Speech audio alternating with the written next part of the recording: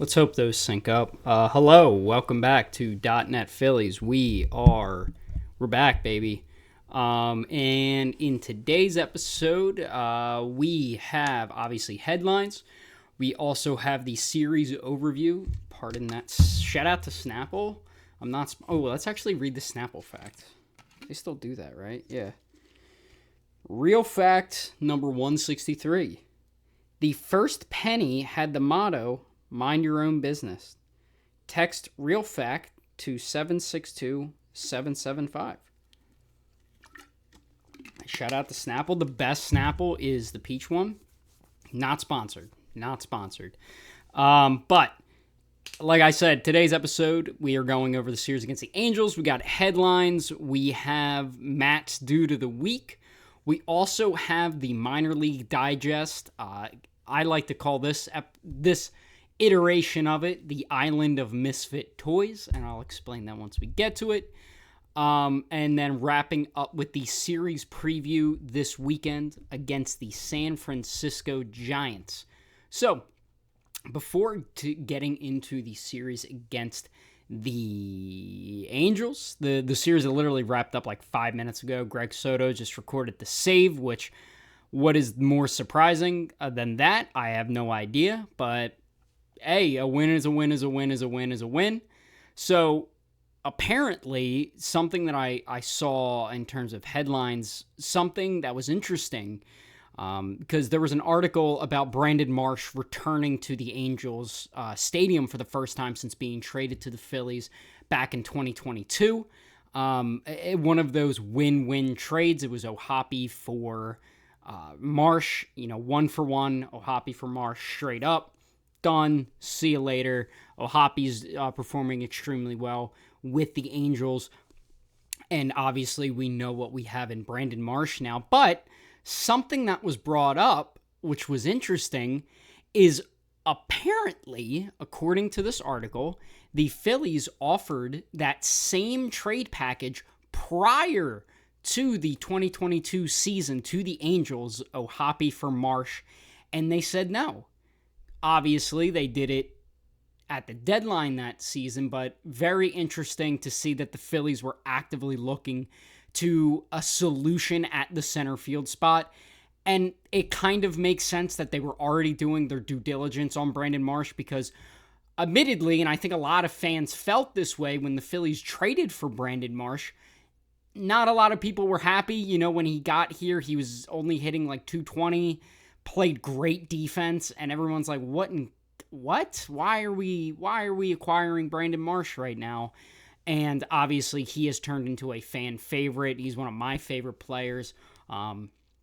So, again, one of those rare trades that were 1-1. Here you are. Because going into that season was, I believe it was Matt Vierling. Let me look that. I'm pretty sure Matt Vierling was the Phillies. Hold on. Phillies 2022 opening day.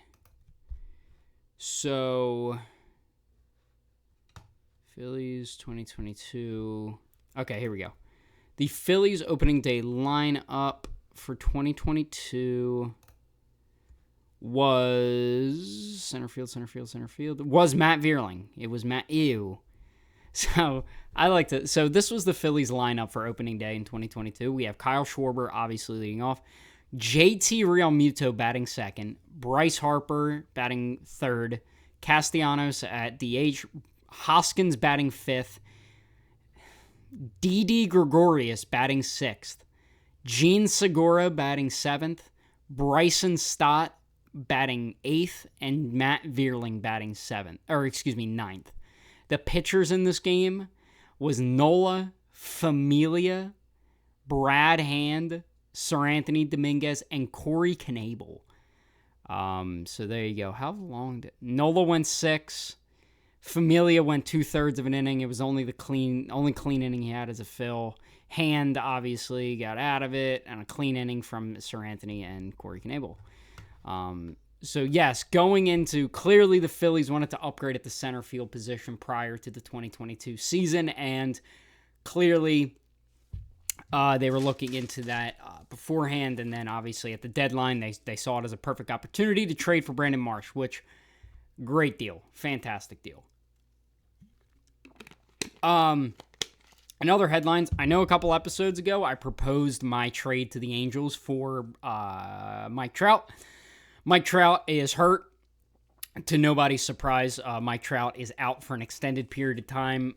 Sucks, but that's kind of what you get with Mike Trout, unfortunately. John was right. But I'm officially pulling my trade for Mike Trout. The trade is as followed. The Phillies were going to trade Mick Abel, Johan Rojas, Justin Crawford, Nick Castellanos, and Taijuan Walker to the Angels in exchange for Mike Trout and Patrick Sandoval. That was my trade. And I'm officially, sorry, LA, I'm officially pulling that. You're no longer getting that package because Mike Trout simply cannot stay healthy. Mike Trout is turning into one of the bigger what-ifs of the baseball community and the baseball people in general. Is, what if Mike Trout stayed healthy for 130 games a year, 140 games a year? Like, we're being deprived of that. I mean, looking at his baseball reference here, let me go pull this up. Looking at Mike Trout's baseball reference, the past, here we go. So, stop. The last time he played 119 games in I'll just go. So from 2011 to 2024, he's played 40 games, 139 games, 157, 157, 159, 159, 114, 140, 134, and then after 2019, it's been 53. In COVID, it was only a 60-game season, so in 2021, he only played in 36 games. In 2022, played 119 games. And then 2023, only played in 82 games. And then this season so far, he has only played in 29 games. So, it's turning into one of the bigger what-ifs ever. And Mike Trout, career 300 batting average with a 991 OPS in a 13-year career. He's so good. So why can't you stay healthy, bud? Why can't you stay healthy? Now, kind of something that I'm going to start doing until I forget to do it next month is I kind of want to go like a month-by-month recap, talking about players, my biggest surprise, my biggest disappointment, my most improved, least improved, and who needs to get a little bit better.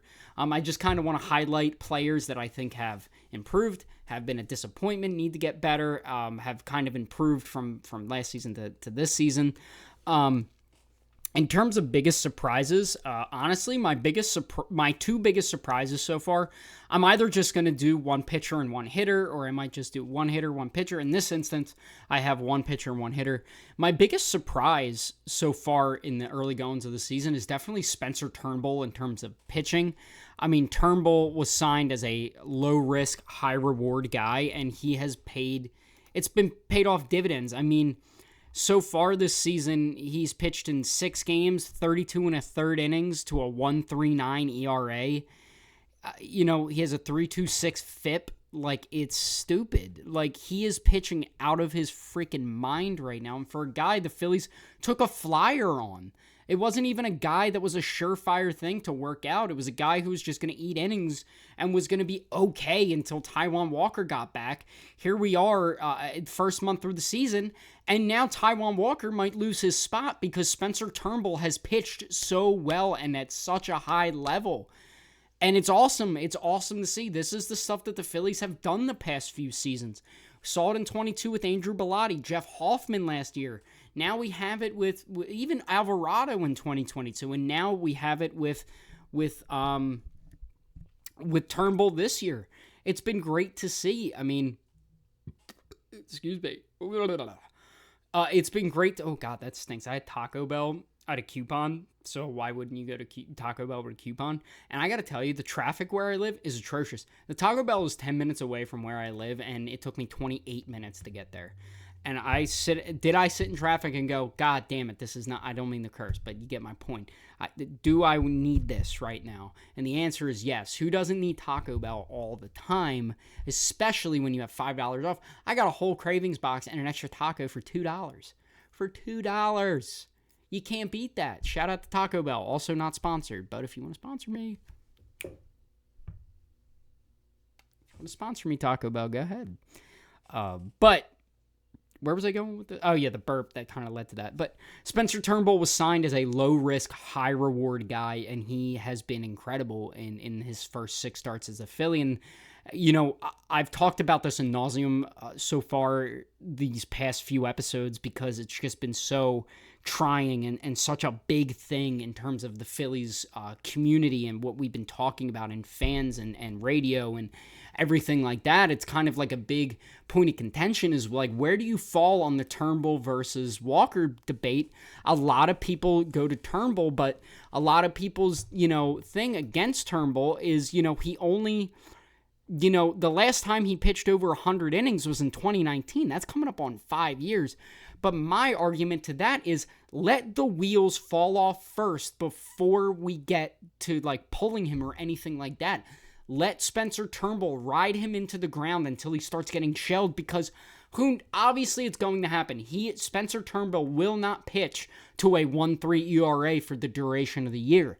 He is going to pitch maybe high 3s, probably, but let's wait until that happens. Like, let's just not pull him because he's pitching, because we have a guy who's making $18 million a year coming back and who like I said in the last episode, did not pitch poorly, did not pitch that bad. But again, a guy that needs, like, Turnbull has earned that spot, and that's why he's one of my biggest surprises. My other big surprise is Alec Boehm. I mean, Alec Boehm, what he's done so far this year, I mean, I had him on my list of breakout candidates. I even had him on my list last year as well.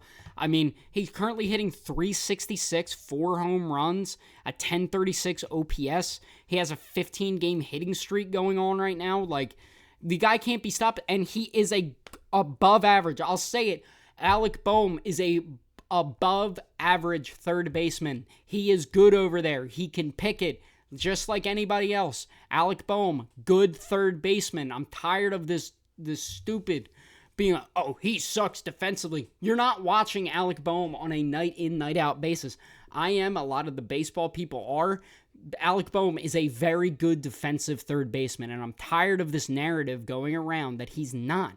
He's put in the time because people are so hung up and looking at all these stat nerds and all this stuff, and it bothers me, clearly, because I'm so fired up about this, but dear God, give the guy a break. He's a very good baseball player, and he's finally breaking out in a huge, huge way, and I'm so happy for that.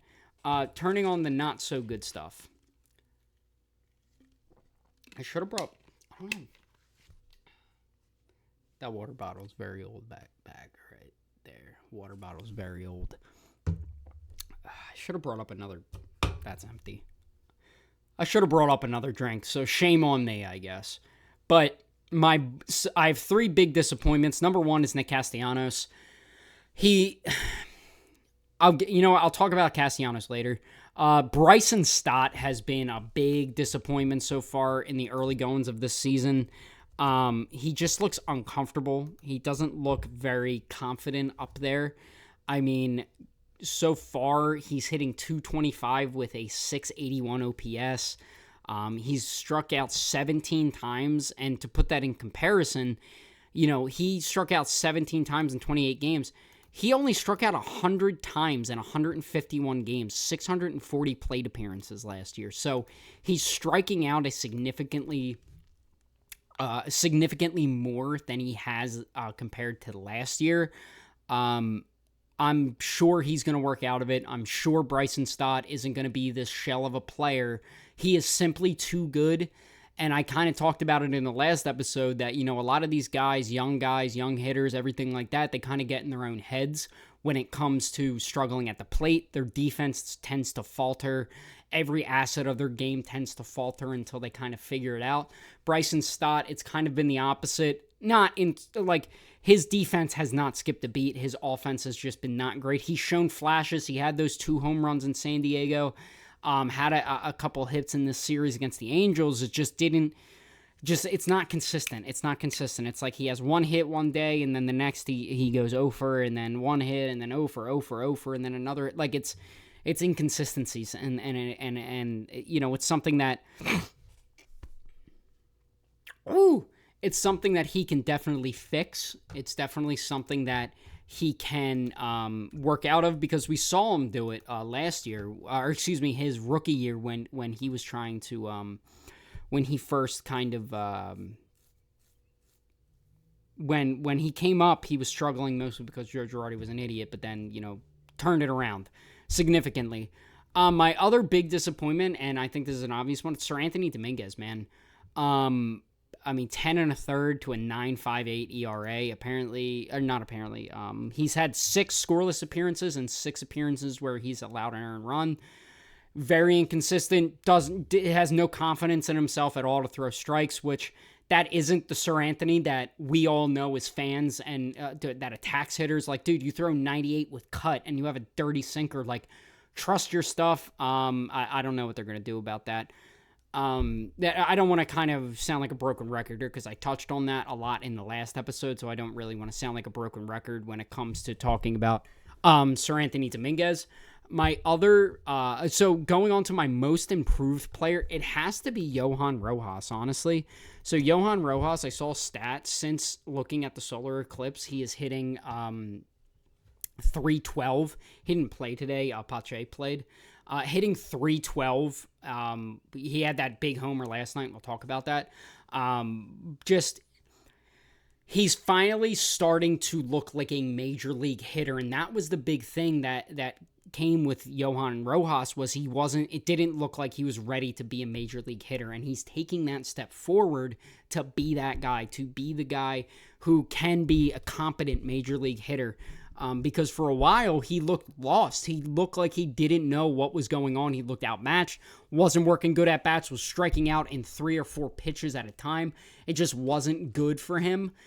He has just turned it around completely. It looks very comfortable, and it's good to see him improve. My least improved, obviously, Sir Anthony Dominguez. He was bad last year. Has been bad so far this year. And a guy who needs to get better, is the guy who actually saved the game today, is Greg Soto. I mean, you know what you're going to get with Greg Soto. Like, dude, you throw 100 with a dirty cutter, like, just throw strikes. Like, just throw strikes. I don't know. It was annoying, but those are that's my first month recap. Good team. Phil's first team to 20 wins in baseball. Most wins in franchise history. Very good baseball team here in Philadelphia, and the most important thing going into this season was for them to start hot. A lot of the discourse around this team has been that they haven't started hot the past 2 years. You know, 2022 was the end of the Girardi era. Last year, it was kind of that World Series hangover, so then it was like, what's your excuse this year if you guys come out flat? And they just haven't. They've hit the ground running. Yes, they lost that series in the beginning to the Braves, but since then have just dialed in, has just went up to 11, and has been one of the best teams in baseball, like we expected them to do.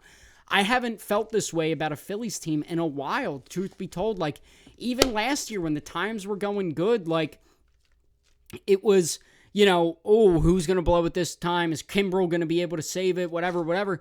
This team legitimately has the balls, the cojones to go out there every single night and kick ass and take names. And that is all I've wanted from my baseball team for years. For years, that's all I've wanted. And we're finally seeing it in 2024. We're finally seeing it, and it's great to see. So now moving on to some of my Angels takeaways. I kind of touched on Sir Anthony. So I do want to talk about Chris Sanchez for a moment, because Chris Sanchez. So Chris Sanchez currently in 6 starts, 29 1/3 to a 3.68 ERA. I just kind of want to look. So his past, let me see, 1, 2. honestly, his past 2 starts haven't been great. Against Cincinnati, he only went 3 innings, 1 earned run, 5 hits. The game against the Angels kind of battled 5 innings, 4 earned runs.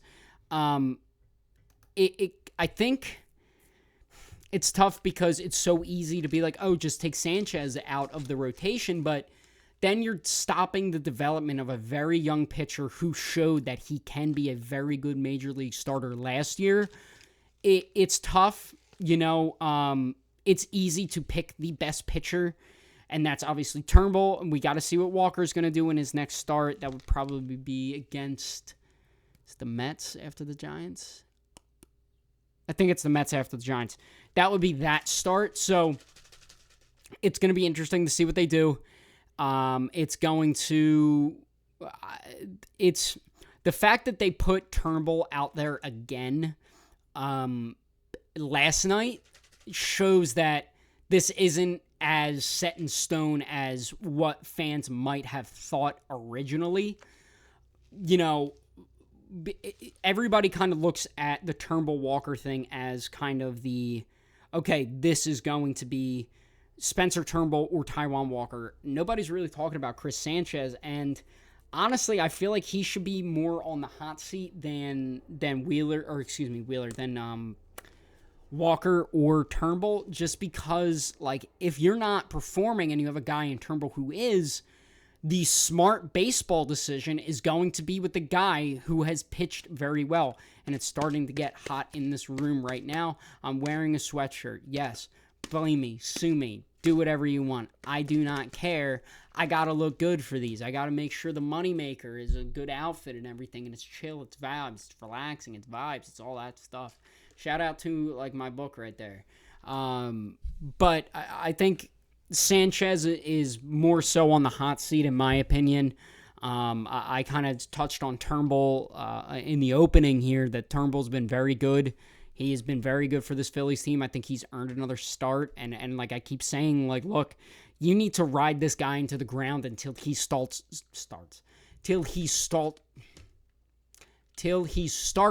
faltering.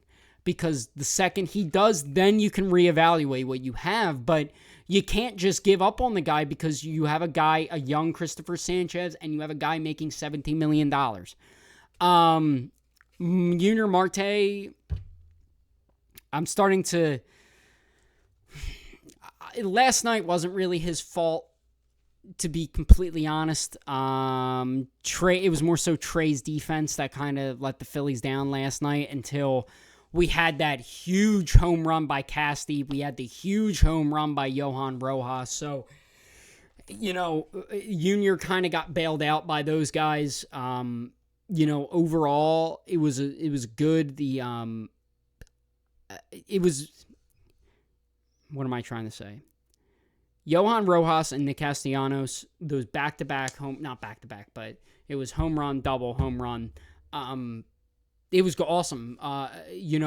We know what we've gotten with Nick Castellanos, and to tell you the truth, and I know his numbers don't justify what I'm about to say, but Nick Castellanos has worked very good at bats these past few games. It doesn't look like he's chasing nearly as much. Yes, he is still striking out a significant amount. Yes, he is still swinging a noodle up there, but his eye is getting better. He's working deeper counts. He's working better at bats. And yes, like I said, the results aren't there yet, but I believe he's starting to kind of come around and be like, okay, he can be a guy. He can be a guy.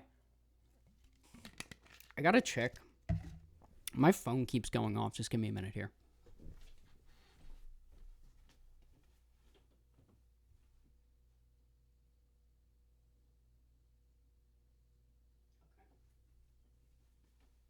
It was nothing.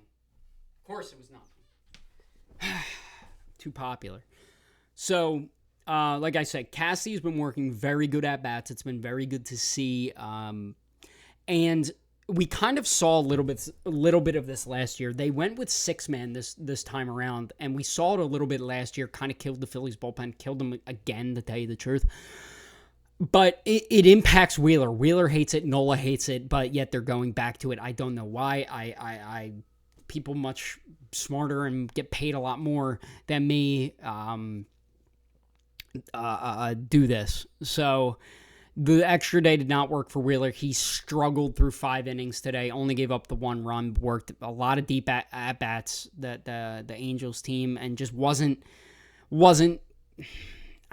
he wasn't as sharp. He wasn't as pinpoint. He wasn't putting guys away. He didn't have his stuff today, but still went 5 innings, 1 run, 6 strikeouts. Like, still very, very good.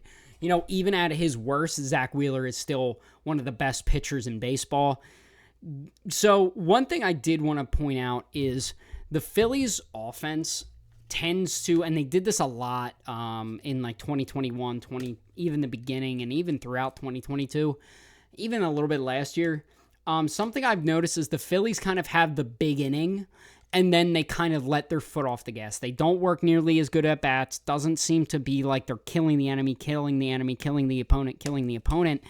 We saw it again today. They had the 2 runs. That was it last night. Yes, they had the heroics, but until the heroics, it was just the 3 runs on the Kyle Schwarber home run.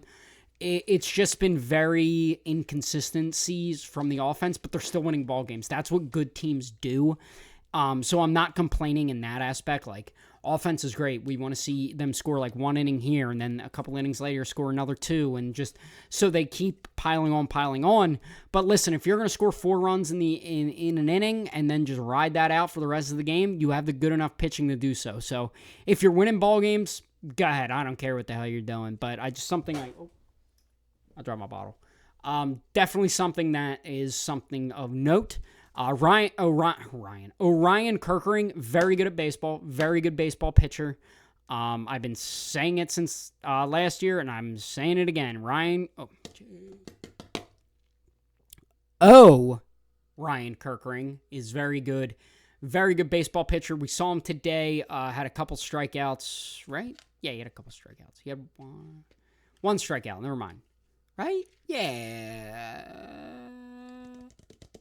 Yeah, one strikeout.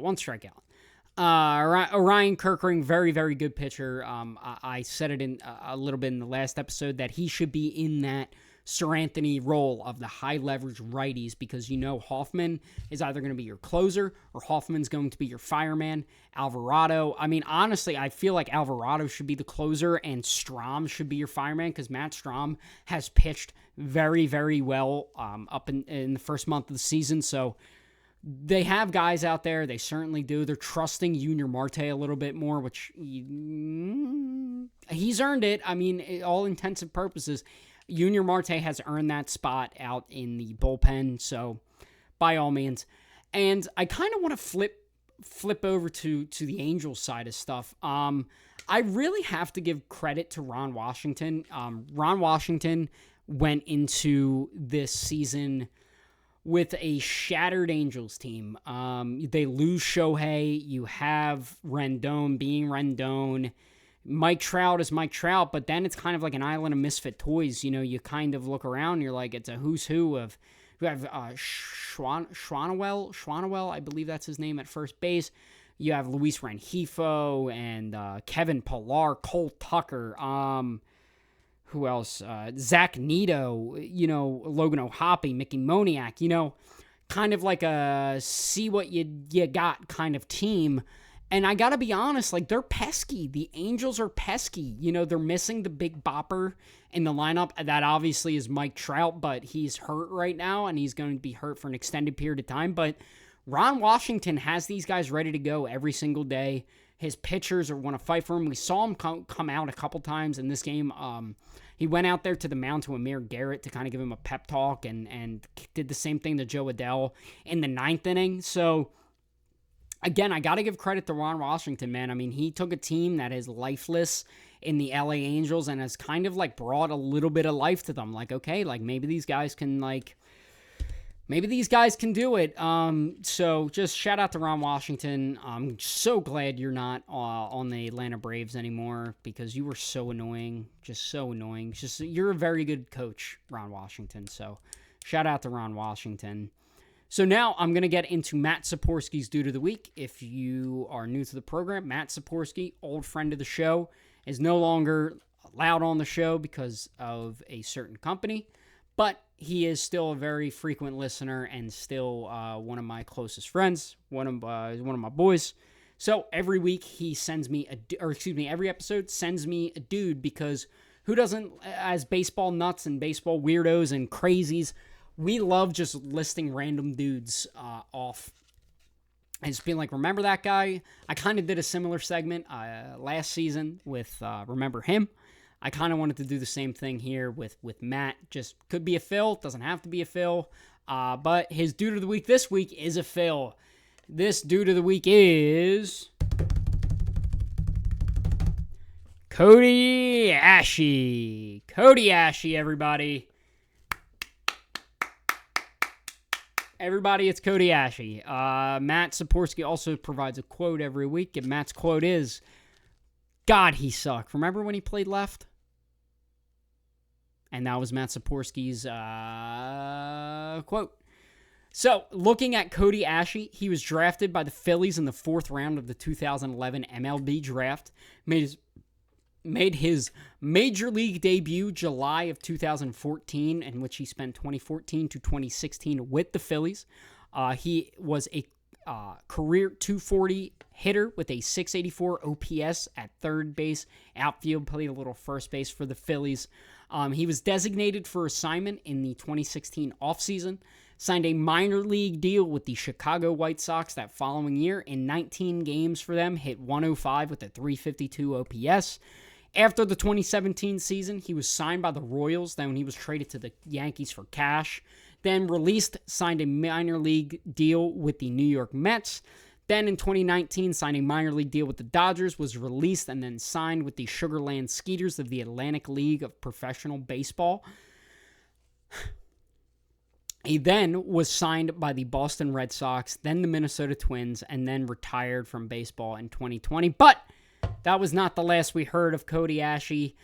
In 2021, he was hired as the Phillies high A hitting coach of the Clearwater Threshers. And then after that, he was hired as the offensive strategy coach for the 2023 season for the Baltimore Orioles. So he was on Brandon Hyde's staff over in with the Orioles when they won over 100 games. I don't exactly know what an offensive strategy coach is, because I'm pretty sure the offensive strategy in baseball is see ball, hit ball, or take 4 pitches for a walk and see ball, hit ball. I guess it would be like, what situations do you hit and run, all that stuff. So shout out to Cody Ashe. That has been Matt's Dude of the Week. Matt's Dude of the Week. I don't have a theme song for anything. I don't even have an intro. I tweet around with it a little bit, but I don't exactly love it for the opening of this program. So we're probably not going to really go down that hill anymore. All right, so moving on, we have our minor league digest. So in this, I kind of look at some of the Phillies minor leaguers throughout our system. But for this episode, I'm calling this one the Island of Misfit Toys. This is checking in on former big leaguers that are currently in the minor leagues for the Phillies.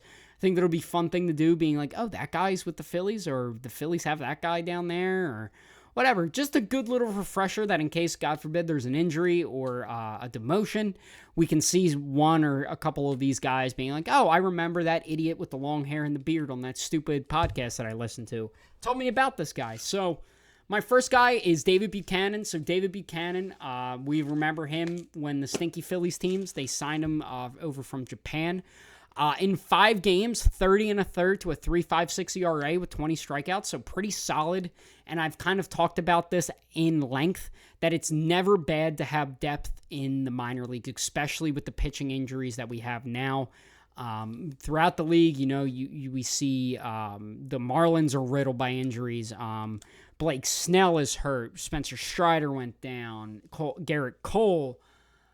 What was another one? Give me another one. Kenta Maeda? No, not Kenta Maeda. That was last year. Kodai Senga is who I was thinking of.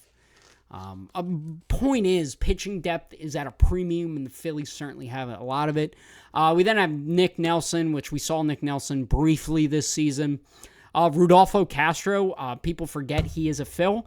He was traded at the last deadline for Bailey Falter, the guy who shoved it up our rear ends against the Pirates.